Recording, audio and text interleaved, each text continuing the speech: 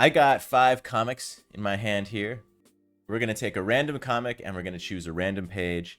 This is Batman Adventures #1 from December of 2012. And this is by Ty Templeton. He's the penciler, and inked by Terry Beatty. Colored by Lee Loughridge and lettered by Phil Felix. And Dan Slott wrote it. This is page 1, 2, 3, 4, 5. All right, so we're going to look at this page here. So the purpose of this is to deconstruct this page and think about how it works. I make comics in addition to woodcuts and all the other stuff. And so I'm always trying to improve my comic work. And so I find this is a really helpful exercise. We start up here. And we're coming from down here in this page. We get this swooping action bringing us in through. So that we get this dynamic arc here. Now, these Batman Adventure comics are always really interesting to look at. Very dynamic. We get that. Get the word balloon here, the word balloon here. And coming through. This is the How to Draw Comics the Marvel way of showing a punch. They say you show it at the extreme, right? Either at the very beginning or the very end of the punch. You show the follow through. You don't show it when the fist is touching the jaw because that's too static. So that's good use of that. Nice twisting figure here too. Get the shoulders going that way and the hips going that way. And like that, we have the arm is overlapped by the boot. Get this kind of, I always think it's kind of a blue-gray on Batman. This kind of cool gray with this warm boot, giving us a little bit more depth. And he breaks the panel border. So he's really been walloped. Flying out here. This costume must be a pain to draw. This sound effect here, I don't know how I feel about that going off the page there. I don't know how I feel about sound effects in general. I feel like it's really hard to do a good sound effect without it looking out of place, but it is very dynamic, good colors. And then this kind of starburst action also framing this. No background, just the orange. Like you got hit in the face and all the details are gone for a sec.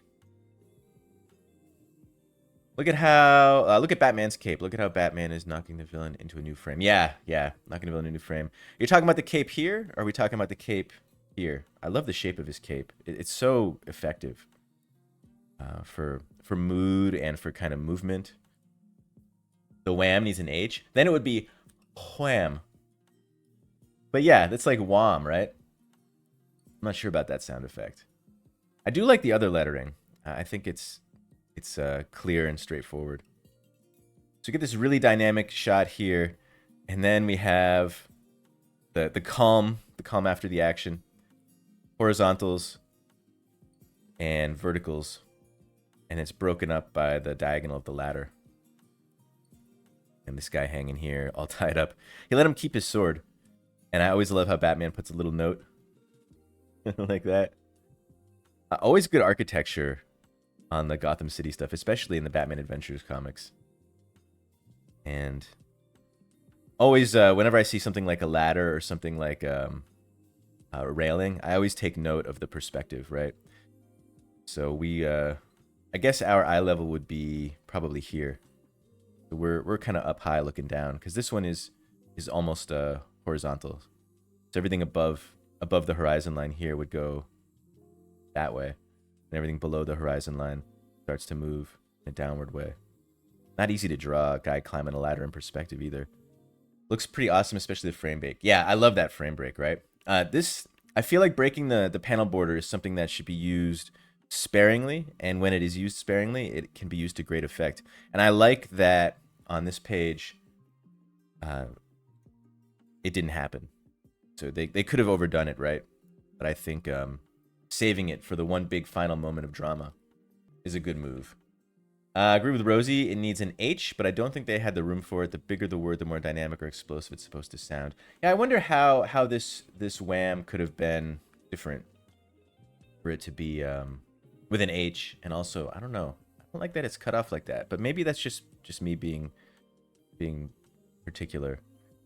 Maybe it could have been more effective moving in this direction. I don't even think you need the sound effect personally. I wonder if we just We just got rid of that.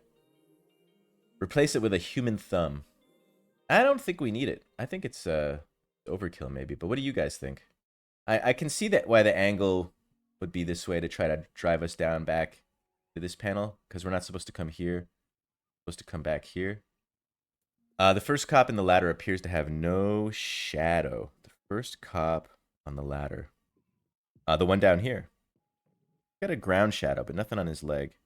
If they had done it vertically instead of horizontally. I think if they'd done it vertically, I don't know. It might have affected the dynamism, but it might have maybe a WHAM, kind of a broken, a jagged vertical.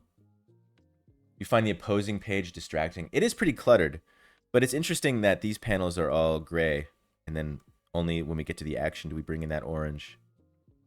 But yeah, it is a pretty hectic page, but maybe it's meant to contrast this one, right? This is the battle, and then we have the denouement, I believe it's called.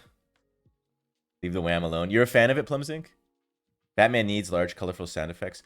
I agree that having sound effects with Batman is, well, it's traditional, but I don't know. So we come down. I think we come down here through the figure, see that, see Commissioner Gordon and these guys, and then we go back up the ladder. And I feel like these cars here pull us into this panel, and then right down into that word balloon, and then we see Batman looking that way, and then this car. Oh, that's really nice. And then the cape brings us down. That is a beautiful, really, really nicely done directional panel, right? Come up that, down, eye looks there, car brings us down, cape brings us down. And then we have Batman, we have the text, and we have the end. Yeah, nicely done. I like this panel. That works really well. Also, this has a double, I guess it's doing double duty too, because we have the car lines, like the parking lines. We have the head bringing us down into here. It's a double directional. Very interesting. I love the mood, right? It reminds me of the opening of Batman the Animated Series. The cape is just flowing, just slightly, as opposed to here, where it's in action. Like, the cape doesn't make any sense from a physics standpoint, but having it as an artistic device is really good. But yeah, Batman the Animated Series. This is the style of art from Batman the Animated Series. So this is the comic for Batman the Animated Series. At least it started that way, Batman Adventures. I read this a bit when I was a kid in the mid-90s. My brother read this a lot because he was 2 years younger. I was more into the regular Batman series, but my little brother read this book, the older version of it. What fun art. I really like this art.